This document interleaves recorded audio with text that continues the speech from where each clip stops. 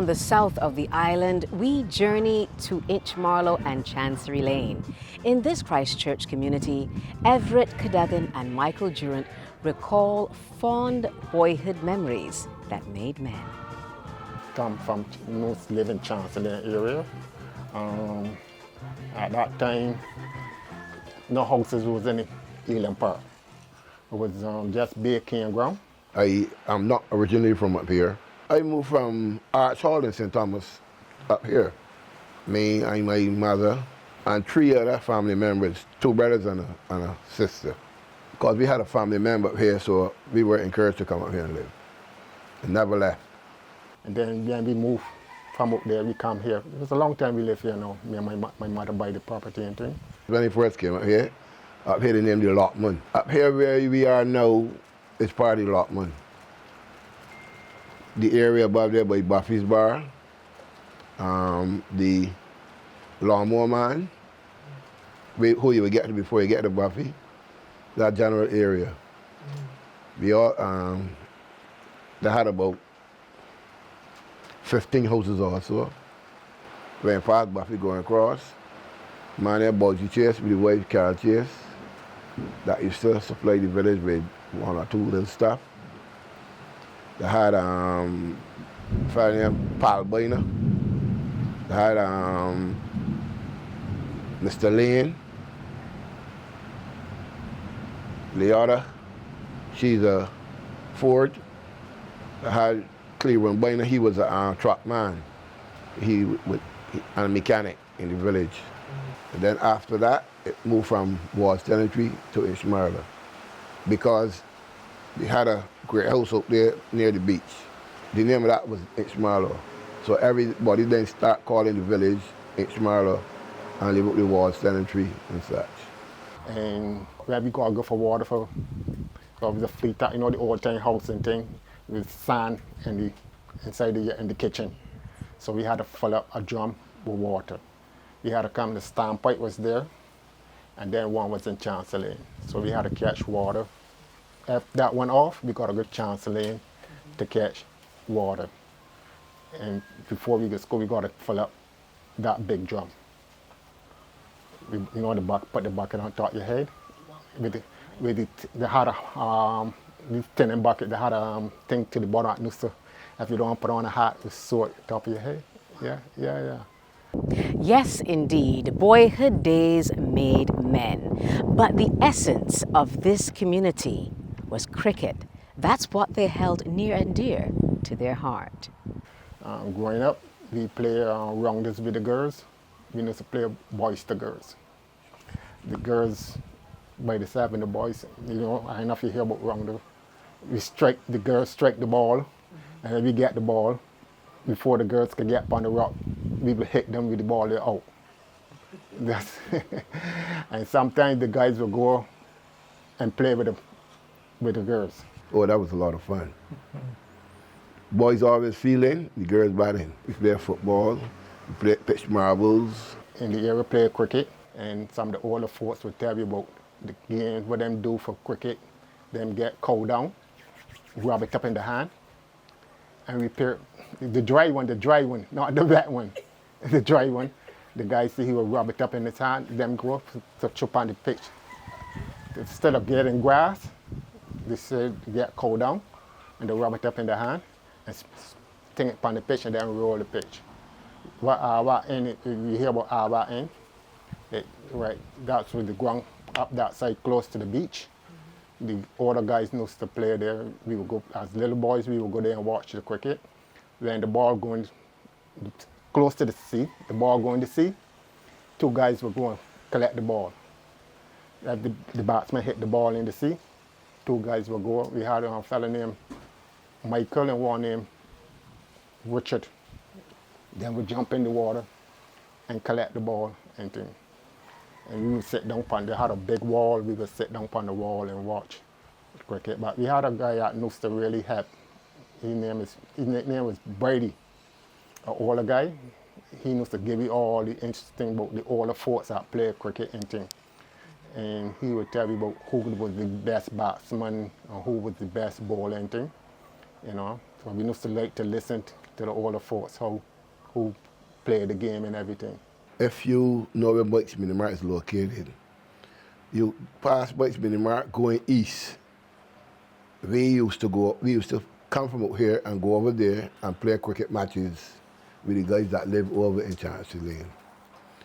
We used to go down St. Christopher down behind the church and play cricket matches down there also. And we used to go there in, they call it Breedys now, but we used to call all of them Silver Sands and play cricket matches also. Hopewell, which is over by Roy Smith, we used to go over there and play cricket matches. Then we played tennis matches, road tennis matches. All the areas we went, we played road tennis matches and cricket matches. And then football matches also. It was a normal thing to do, especially during vacation. We would walk from village to village and play cricket matches all day. Once you do your chores, remember you got to do your chores. If you do your chores, you can play cricket till evening. If you don't do your chores, well, I don't think you have to explain that. That's when your parents then would do theirs. The first thing you do when you get one more, you know, and you do your chores. And you play cricket and think the whole day and never get hungry. Come home 5 o'clock evening, but you make sure you get home before your parents get home though. You know? When you come, your parents know, because you run hot for the whole day and you put your hand on your head, you may just smile, but you do your chores. But man, that was a lot of fun. Then on a Sunday or Saturday, we go to the beach. Named Surface Point now, but it was High Point. We know some news all-night boards, plywood boards, and we skate with that. We jump off the end of the rocks and swim and go, and then collect some waves. It's a very dangerous thing if you ain't sure what you're doing. No surfboard, nothing so.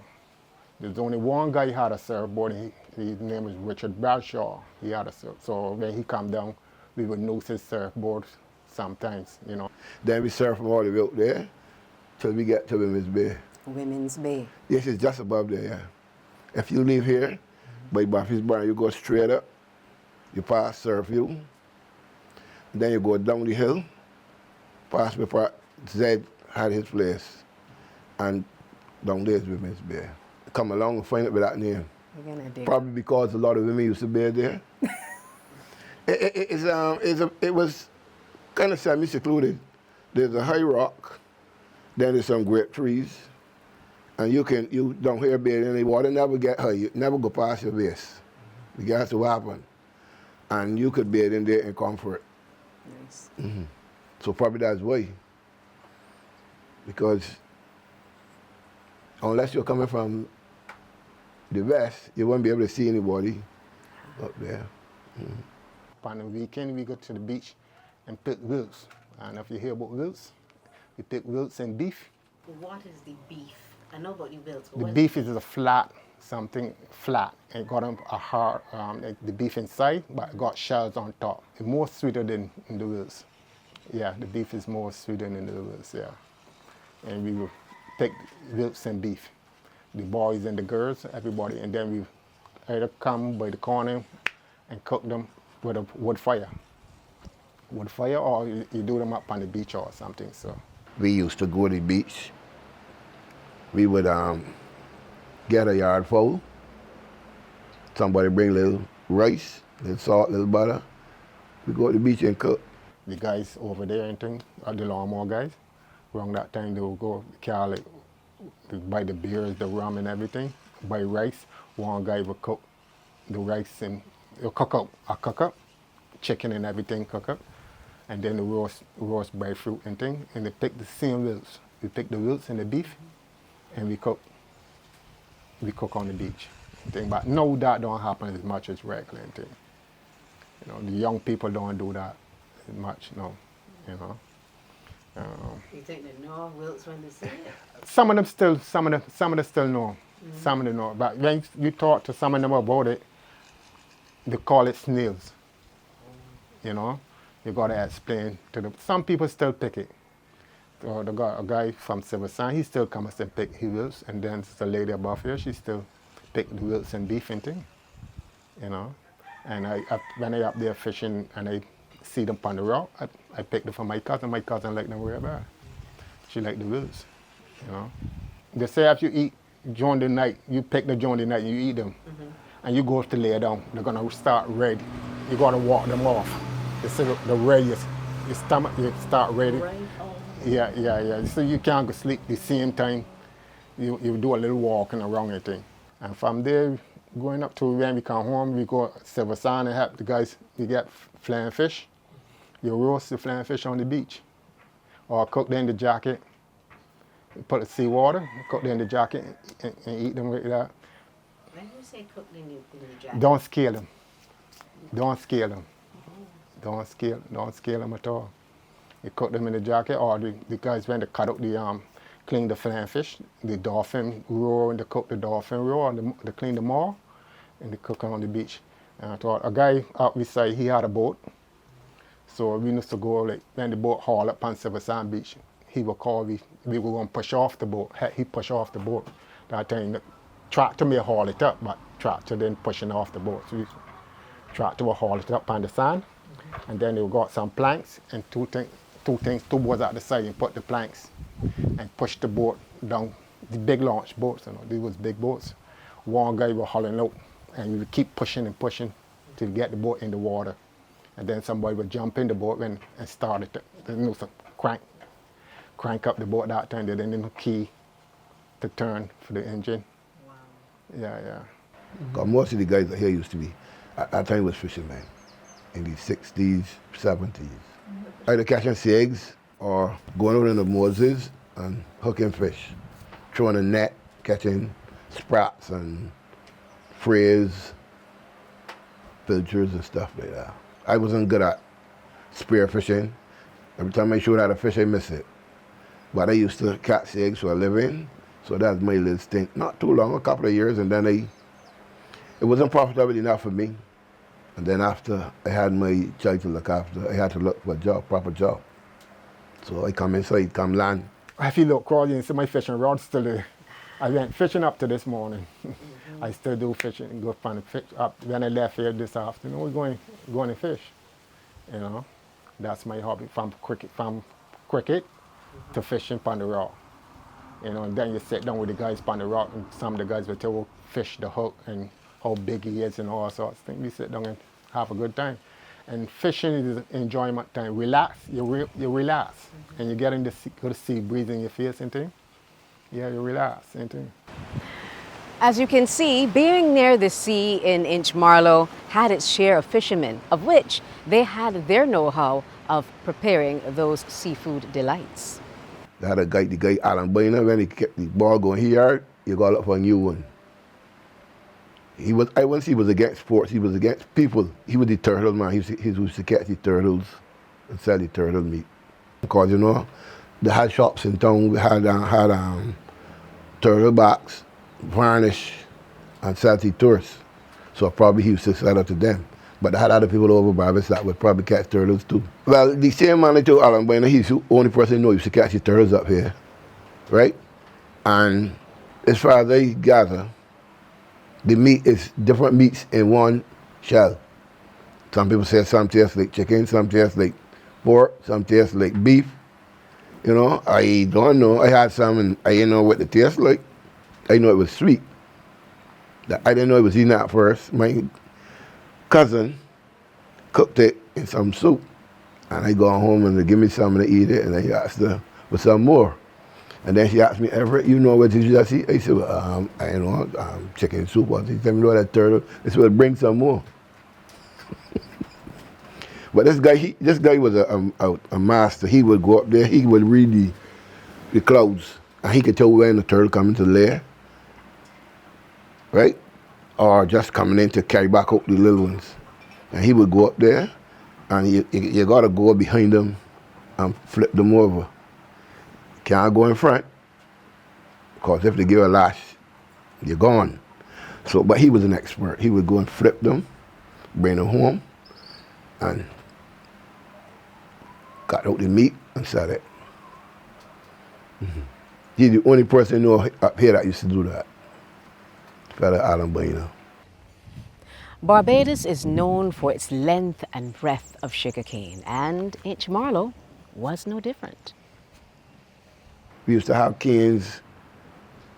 And when you leave Buffy's Bar now, there's a church there on the right-hand side. That's where Ursi did live. She used to work the plantation. She would bring home cane bucks. When they cut the cane plants, they cut the thing you call butts. There's a lady who used to bring them home for the guys and things. We would sit down around the corner and suck the butts.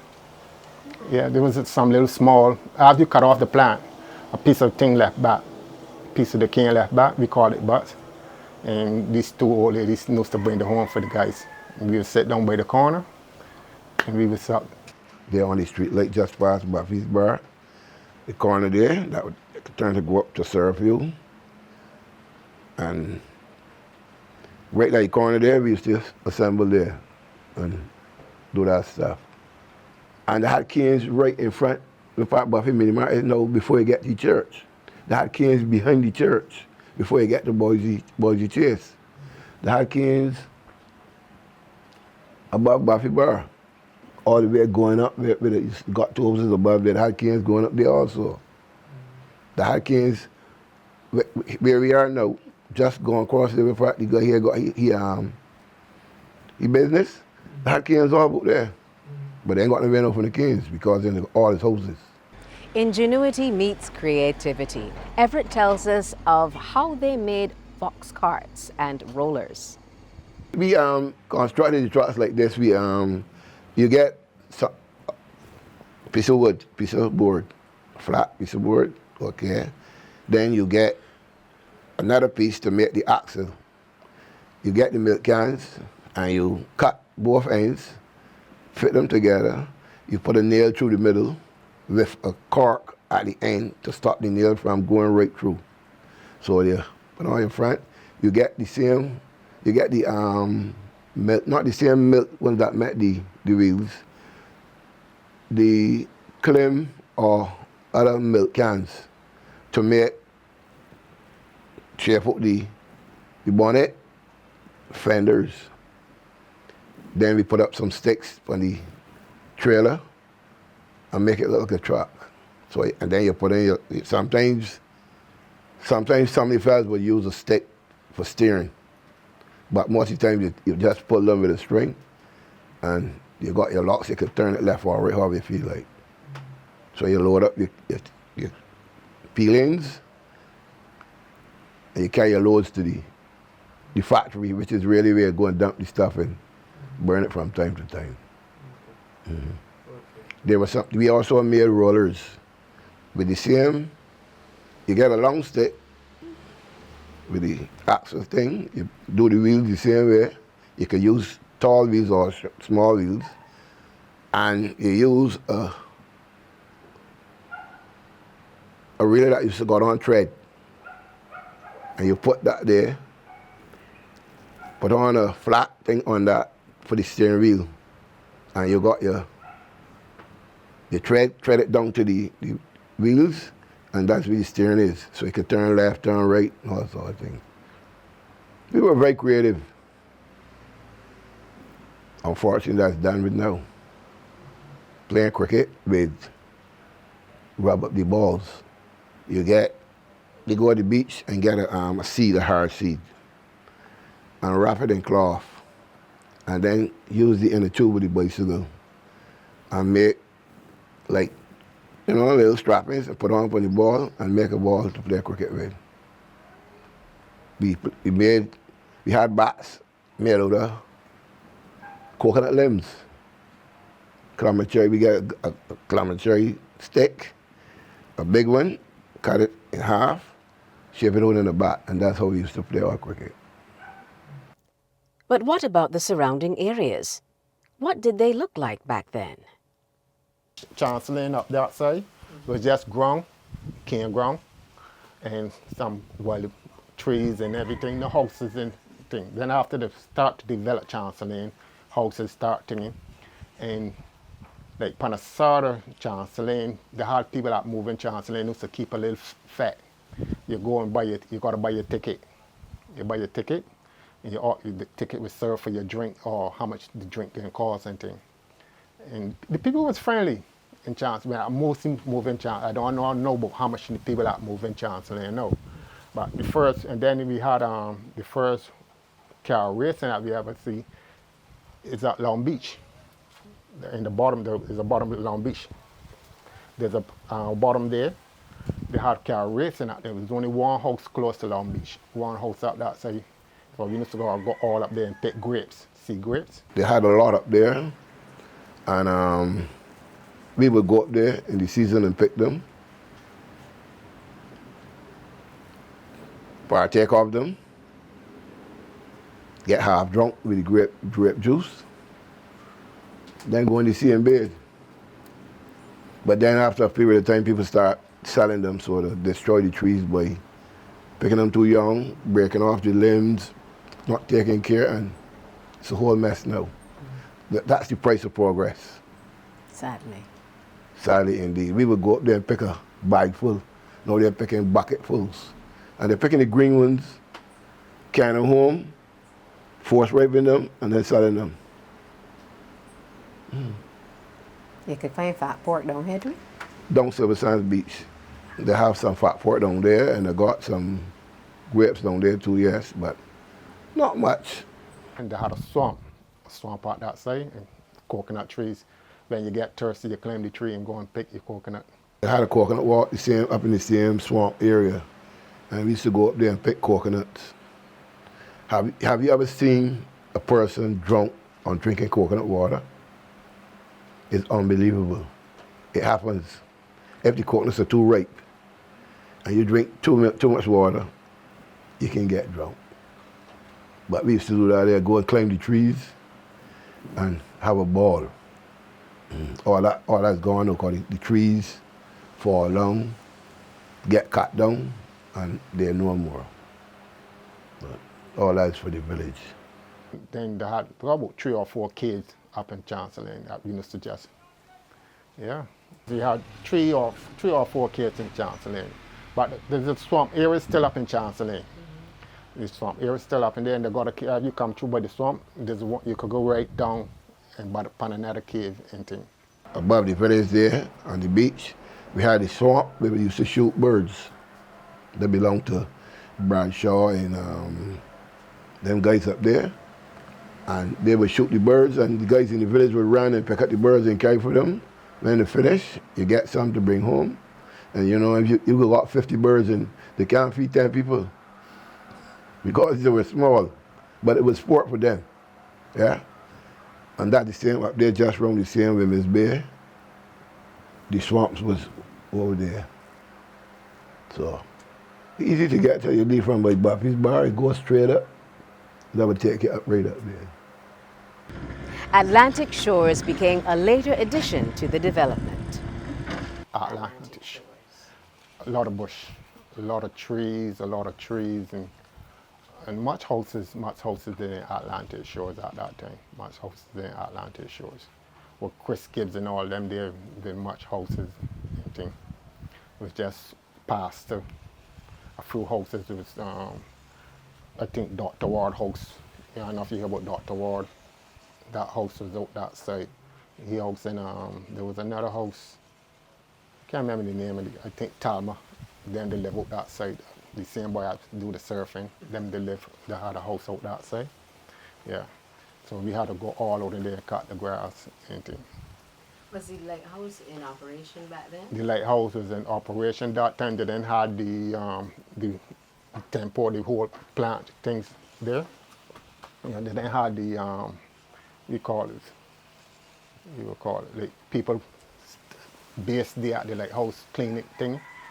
Like with the government keep the moral stuff and everything. At that time, just the lighthouse was there and thing. Where Joe Garnham live right now, we used to had a cricket passed out that side. Had a cricket passed out that side, yeah. You ever played with Joe Garnham? No. We go and watch cricket. We watch the cricket out there. When they done Cardiff, they have to watch a lot of cricket over there, thing. Yeah, so I find in Inch Marlo watching cricket in Cardiff Gap. We go up that side, South Point, and watch cricket at South Point. Yeah. So it was a little back and forth from here to Cardiff Gap. The vista in Christchurch gives you panoramic views, wonderful beaches, beautiful people, interesting nooks and crannies, and then some. And we've only scratched the surface. You've been watching My Community right here on CBC TV8. I'm Kimberly Skeet. Join us again as we continue to journey and gather in the parish of Christchurch.